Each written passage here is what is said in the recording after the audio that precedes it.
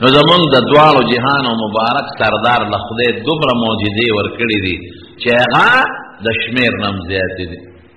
جلال الدین سیوطي رحمت الله علیه په خصائص کبرا کې زر شمیرلې دي.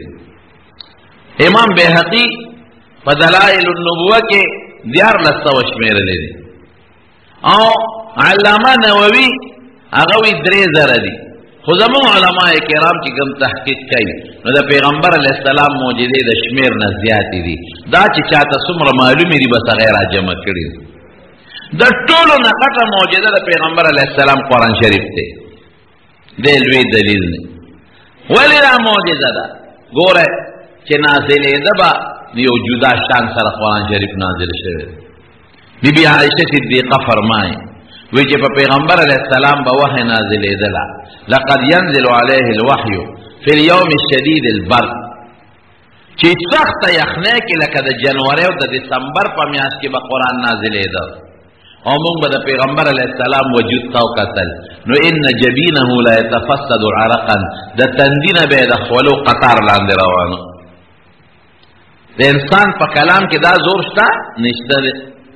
یو معجزه شوه د قرآن معجزه چې د حضور پاک د تندینه خولې بیایي. او زید ابن ثابت وی یو ځل د نبی علیه السلام رون زما د رون د پاسه پروتو او دې کې قرآن نازل شو. وی کادت فخذی ان ترضع، وی قریبو چې زما د رون دې مات کړي. دا یو معجزه شوه. یا تر ننه پورې قرآن شریف چې محفوظ دی، یو آسمانی کتاب محفوظ نشته او قرآن شریف محفوظ پروت دی. دا د قرآن یو معجزه ده. یو داسې یا ترننه پورې د قرآن شریف د یو رکوټي صورت مثل چا جوړ نه کړ. الله لومبې اعلان کړو قل لئن اجتمعت الانس والجن على ان ياتوا بمثل هذا القران لا ياتون بمثله ولو كان بعضهم لبعض ظهيرا. وی دا ټول انسانان او پیریان یو ځای شي د قرآن مثل جوړ کړي چې خوند یې ونه کړ نو بیا وی دا فاتوا بعشر سور مفتريات، وی دا لس سورتونه جوړ کړي چې خوان دیونه کا. وی فاتو بسورة من مثله، وی دا یو سورت جوړ کړي پټې نه سورت ان اعطيناك الكوثر د دې برابر یو سورت خو جوړ کړي. نو پاغیم قادر نشو ترننه پورې چیلنج د دنیا کافر ہوتا د قرآن د رکوټي سورت برابر سورت نشي جوړولې. دا د قرآن معجزه ده. نو ډېرې زیاتې دي خو یو څو غټې د تمخ کې کوم لکه د حضور پاک مبارک یو معجزه دا وه چې حیوانات ورسره خبرې کړي او خپل فریاد یې ورته پیش کړی. په یو سفر کې نبی علیه السلام روان، یو صحابي یو اوسې ونیوه ښکار یې کړه. هغه اوسې راله نیغ نبی علیه السلام ته یې زور کو ځان یې پیغمبر علیه السلام ته رانږدې کړ. وی دا الله رسوله وی ستا دې ملګري د ښکار کړی او دلته یو غر دی او په هغې کې یو غار دی، په هغې کې زما ماشومان واړه واړه بچي دي. نو که زه ستا دې ملګري ذبحه کړم حلاله کړم نو زما هغه بچي به د لوږې مړه شي. وږي دي هغه ماشومان بچي، نو ته دنه ما خلاصه که چې د هغه خپلو بچو له پی ورکم نو بیا به دله راشم.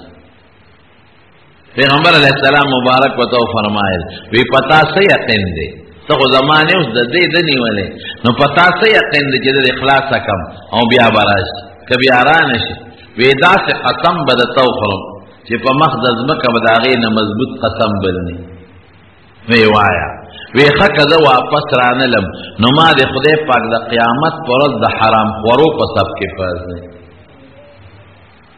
اوخو وی ډېر خطرناک او مضبوط قسم دی. اوخو ډېر مضبوط قسم. وی پرېږدې اوسې پرېښوده، اوسې په منډه لاړه هغه غر ته، هغه غار ته ننوته، خپلو بچو له پی ورکړل نو واپس راله. چې راله نیغه نبي علیه السلام ته ودرېده. حضور پاک هغه صحابي ته وی د اوسې پرېږدې معلومیږي د دې ماشومان بچي دي نو که دا تالاله کې خو هغه بچي بیا ضایع شي او بیا یې غټ اعلان وکړو. وی کلم چې تاسو ښکار کوئ نو په داسې روزو کې به نه کوئ چې د دې مارغانو واړه ماشومان بچي وي، د بچو په روزو کې به ښکار نه کوئ. دا دې وګوره اوسې ده او د پیغمبر علیه السلام سره خبرې وکړي. اوس بل چا سره اوسې خبرې کولی شي؟ دې ته معجزه وه. دا څه کار د پیغمبر علیه السلام نه څرګند شو، د هغه په مخ کې څرګند شو چې هغه د بل چا مخ کې نه شي څرګندېدی. یو ځل نبی علیه السلام